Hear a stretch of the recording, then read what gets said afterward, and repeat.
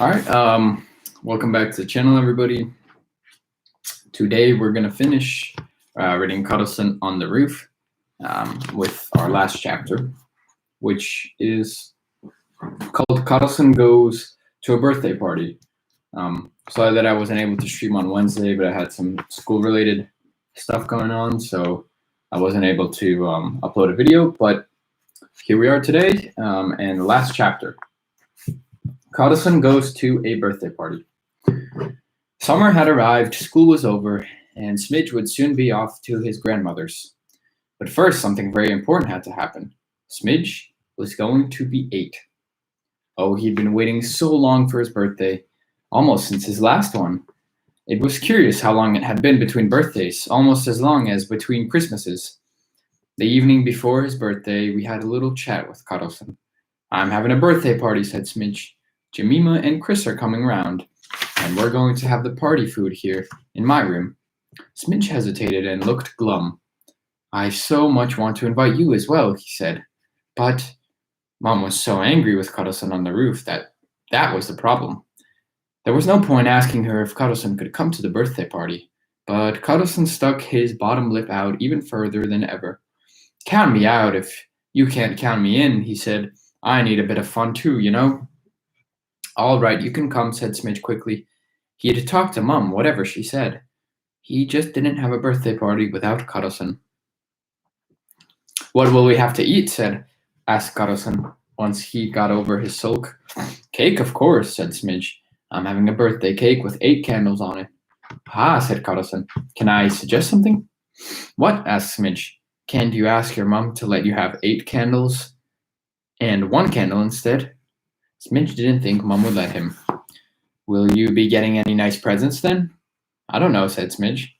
He sighed. He knew very well what he wanted, more than anything else in the world, but he would not get it. "I'm sure I won't get a dog as long as I live," he said, "but I'll get lots of other presents, so I've decided I'm going to be in a good mood anyway, and not think about the dog all day." "No, and you've always got me," said Carlson, "and I should think that counts for a lot more than a dog." He put his head on one side and looked at Smidge. "I wonder what presents you'll get," he said. "I wonder if you'll get any candy or toffee. If you do, I think it should go straight to good causes." "Don't worry, if I get a bag of toffees, I'll give it to you," said Smidge. He would have done anything for Carlson, especially now they were about to be parted. "Carlson, the day after tomorrow I'm going away to my grandmother's for the whole summer," said Smidge. This made Carlson look a bit gloomy to start with, but then he said importantly, "I'm going to my grandmother's too. She's much grannier than yours." "Where does she live, your granny?" asked Smidge. "In a house," said Carlson. Did you think she spent her nights running about without a roof over her head? There wasn't time to say much more about Carlson's granny or Smidge's birthday presents or anything because it was getting late and Smidge had to get to bed. So he would wake up in good time on his birthday. Those minutes when you were lying there waiting for the door to open and everybody to come in with the birthday breakfast tray and presents and everything were almost too much to bear. Smidge's tummy was tying itself in knots with excitement. But now they were coming, starting to sing happy birthday outside the door, and the door was opening. And there they all were, Mom and Dad and Seb and Sally. Smidge sat bolt up in his bed, his eyes sparkling. "Many happy returns, Smidge, darling," said Mom. They all wished him a happy birthday, and there was the cake with the 8 candles and presents on the tray. Quite a few presents, but not really as many as he usually got on his birthday. There were no more than 4 parcels, however Smidge counted them. But Dad said, "There might be a few more presents turning up later on. You don't need all your presents first thing in the morning, do you?" And Smidge was pleased with his 4 parcels. He had a paint box and a toy pistol and a book and a new pair of jeans, and he liked them all. They were very kind, Mom and Dad and Seb and Sally. Nobody had such kind parents and brothers and sisters as him. He fired a few pretend shots with his pistol, and it made a good bang. His whole family sat on the edge of his bed listening, and oh, how much he liked them all. "Just think that 8 whole years have passed since this little chap came into the world," said Dad. "Yes," said Mom. "How time flies. do you remember how hard it was raining here in Stockholm that day? Mom, I was born in Stockholm, wasn't I? Asked Smidge. You certainly were, said Mum. But Seb and Sally, they were born in Malmo? Yes, they were.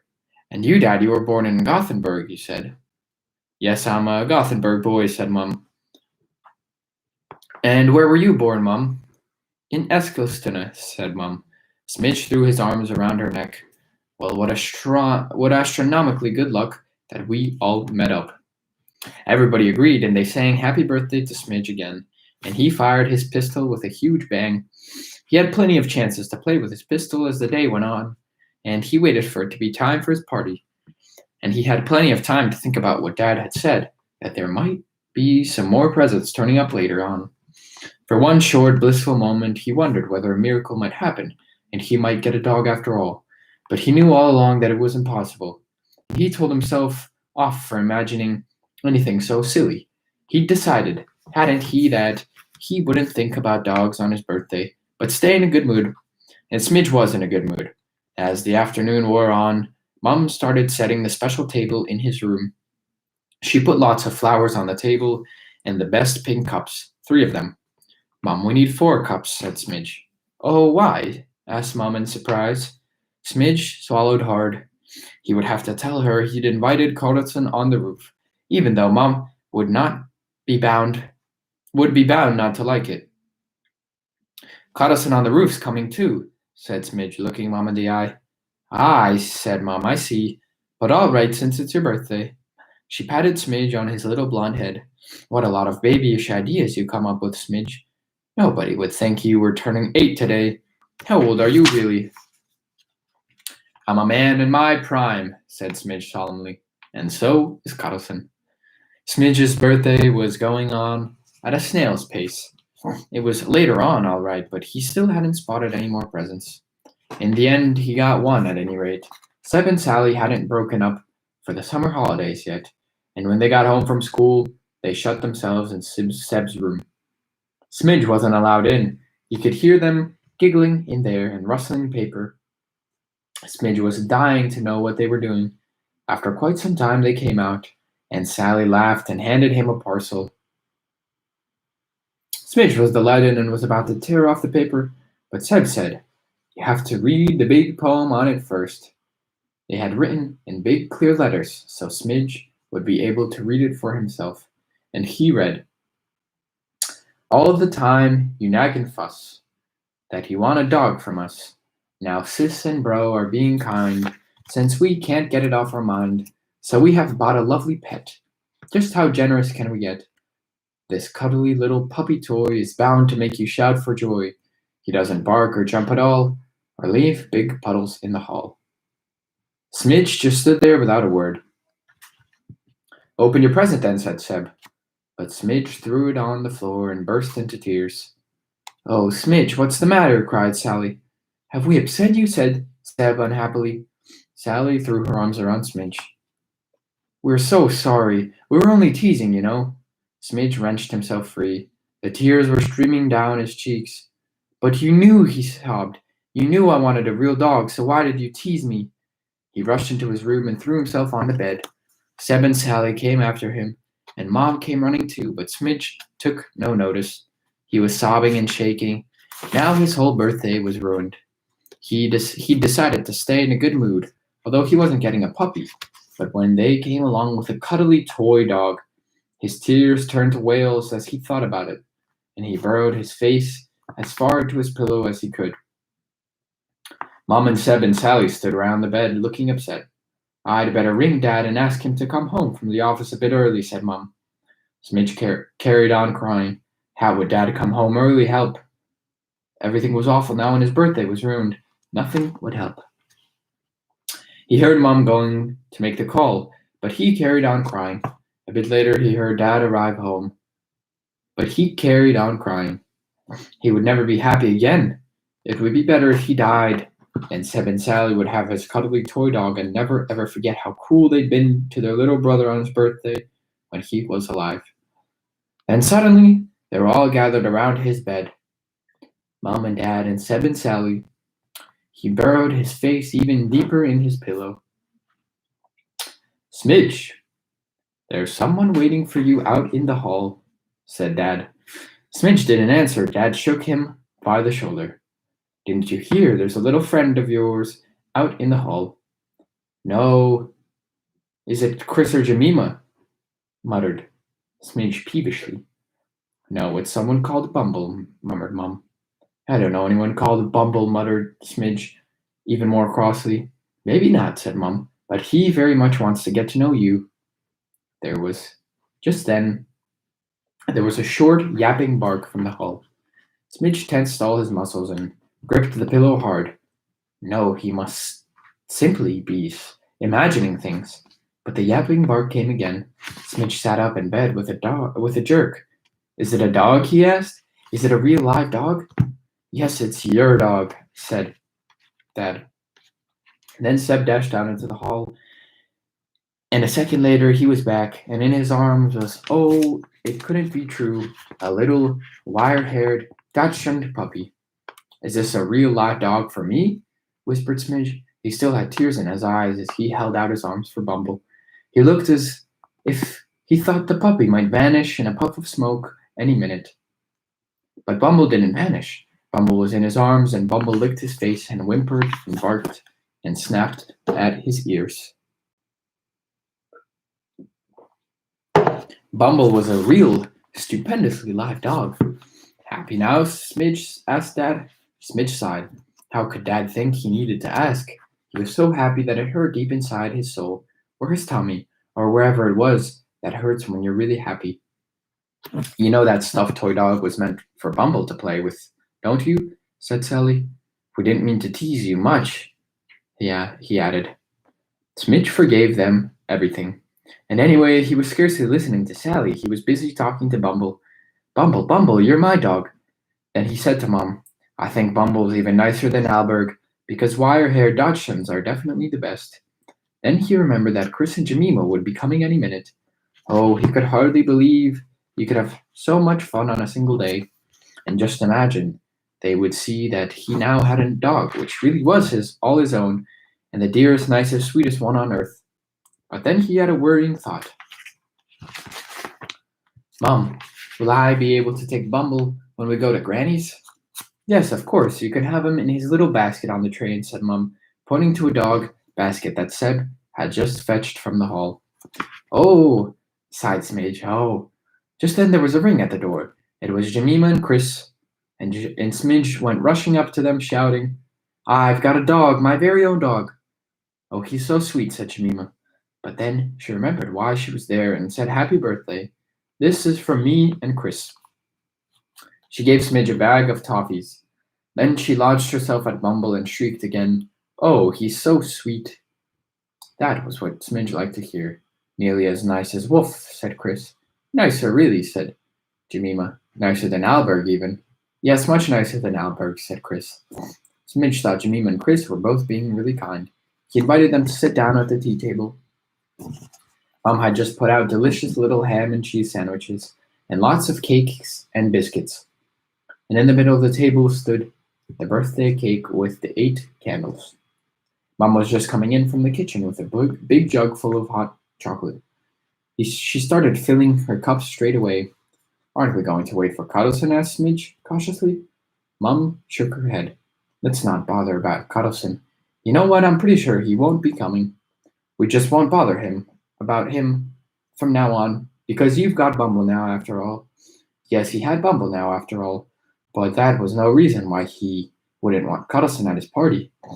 Jemima and Chris sat down at the table, and Mum offered around the sandwiches. Smidge put Bumble in his little basket and came to join them. Mum went out of the room, leaving the children on their own. Stebbs stuck his nose around the door and said, Make sure you save some cake for Sally and me. I suppose I'd better, said Smidge. But it's not fair, really, because you had 7 or 8 years of eating cake before I was born. Don't push your luck. I want a big slice, said Seb, and shut the door. He had hardly gone before they heard the familiar whir, and in came Carlson. You started without me, he shouted. How much have you eaten? Smidge soothed him by saying they hadn't eaten anything yet. Good, said Carlson. Aren't you going to wish Smidge a happy birthday? Asked Jemima. Oh, Yes, happy birthday, said Carlson. Where shall I sit? There was no cup for Carlson, of course, and when he noticed, he stuck out his bottom lip and said sulkily, Count me out if things are going to be so unfair. Why didn't I get a cup? Smidge quickly gave Carlson his. Then he tiptoed out of the kitchen to get another cup for himself. Carlson, I've got a dog, he said as he came back in. He's over there. He's called Bumble. Smidge pointed to Bumble, who had fallen asleep in his basket. Oh, that's nice, said Carlson.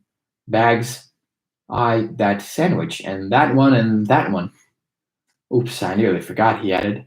I've got a birthday present for you, too. I'm the kindest person there is. He fished a whistle out of his trouser pocket and gave it to Smidge. You can whistle to Bumble with it.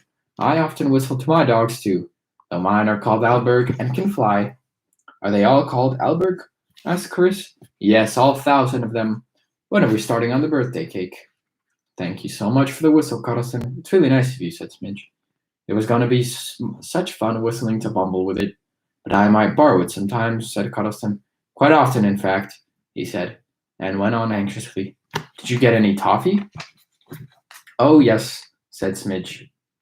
I'd had some from Jemima and Chris. That can go straight to good causes, said Carlson, grabbing the bag. He stuffed it in his pocket and then attacked the sandwiches. Jemima, Chris, and Smidge could see they would have to be quick if they wanted any, but luckily Mom had made lots. Mom and Dad and Seb and Sally were in the sitting room.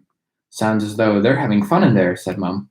Oh, I'm so glad Smidge has got his dog. It'll mean a lot of work, of course, but it can't be helped. Yes, I'm sure he'll forget all his daft fantasies about Carlson on the roof now, said Dad. There were voices and laughter coming from Smidge's room, and Mum said, Shall we pop in for a look? They're so cute, the children. Yes, let's go and have a look, said Sally. So they all went in, Mum and Dad and Seb and Sally, to take a peep at Smidge's birthday party. It was Dad who opened the door, but it was Mum who screamed first, because she was the first one to catch sight of the fat little man sitting beside Smidge. A fat little man up to his ears in cream cake. I think I'm going to faint. Dad and Seb and Sally stood rooted to the spot, staring.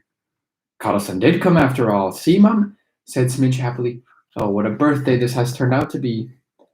The fat little man wiped some of the cake from around his mouth and then waved to Dad and Mum, and Seb and Sally with a podgy hand spraying cream in all directions. Hasten Hobson, he shouted. I don't think you've had the pleasure before, have you? My name is Karlson on the roof. Now, Jimmy, but don't take too much. I'm supposed to get a bit of the cake too, aren't I? And he grabbed Jemima's hand, which was holding the cake slice, and made her drop it. Never seen such a greedy little girl, he said. Then he helped himself to a huge piece. The world's best cake eater, that's Karlson on the roof, he said, and smiled a sunny smile. Let's go, whispered Mum. Yes, don't let me stop you, said Karlson. Promise me one thing, Dad said to Mum when they had closed the door behind them. All of you, Seb and Sally too, don't tell anybody about this, not anybody. Why not, said Seb. Nobody would believe you, said Dad. But if they did, we wouldn't get a minute's peace for the rest of our lives. Dad and Mum and Seb and Sally shook on it and promised not to tell another soul about the strange playmate Smidge had found for himself. And they kept their word. No one has ever heard them say a single word about Karlson. That means Karlson can carry on living up in the little house nobody knows about. Although it's on the ordinary roof of an ordinary house in a perfectly ordinary street in Stockholm. Karlson is free to go around jiggery poking in peace and quiet, which is exactly what he does, because he's the world's best jiggery poker.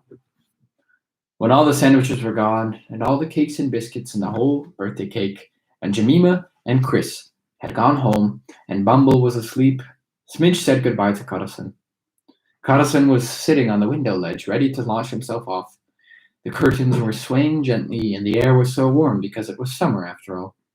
Please, Karlson, dear Karlson, you will definitely still be living on the roof when I get back from Granny's, won't you? Said Smidge. Easy now, take it easy, said Karlson. As long as my granny lets me, but I can't be sure she will, because she thinks I'm the world's best grandson. And are you? Asked Smidge. Yes, who on earth Who on earth else could it be? Can you think of anyone else? Asked Carlson. Then he turned the winder that was somewhere just in front of his tummy button. His propeller started to whir. When I come back, we'll eat lots of cake, he shouted, because what we've just had wasn't enough to make anyone fat. Hasten Hobson, Smidge. Hasten Hobson, Carlson, shouted Smidge. And Carlson was gone. But in the little dog basket beside Smidge's bed, Bumble lay sleeping. Smidge leant over him. He breathed in the smell of him. He stroked one dry little hand gently over the head's puppy. Bumble, we're off to Granny's tomorrow, he said. Good night, Bumble. Sleep well, boy. And that's the end of the first book of Carlson on the Roof. There's a few more, and I actually have the next one, so I'll probably end up reading that sometime soon. But make sure to tune back in on Monday at 4 to get outside and have a great day. See you on Monday.